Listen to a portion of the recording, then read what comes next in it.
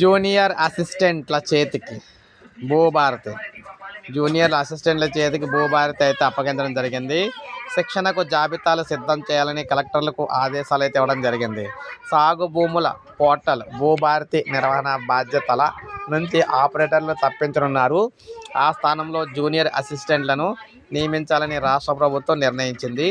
ఈ నెల 7వ తేదీలోగా మండలానికి ఒక జూనియర్ అసిస్టెంట్ని ఎంపిక చేసి జిల్లా కేంద్రాల్లో అవసరమైన సమగ్ర శిక్షణ ఇవ్వాలని భూ పరిపాలన ప్రధాన కమిషనర్ లోకేష్ కుమార్ హైదరాబాద్ మినహా 32 జిల్లాల కలెక్టర్లను తాజాగా ఆదేశించారు. రాష్ట్రంలో 2020 నవంబర్ 29వ తేదీ నుంచి ధరణి పోర్టల్ ప్రారంభమైంది.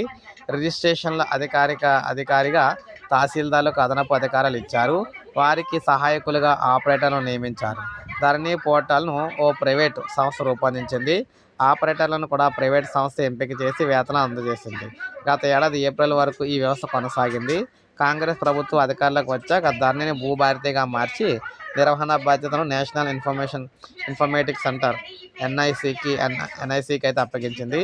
ధరణి వేదికగా జరిగిన భూ అక్రమాల్లో చాలా జిల్లాల్లో ఆపరేటర్ల పాత్ర ఉన్నట్లు ప్రభుత్వం గుర్తించింది.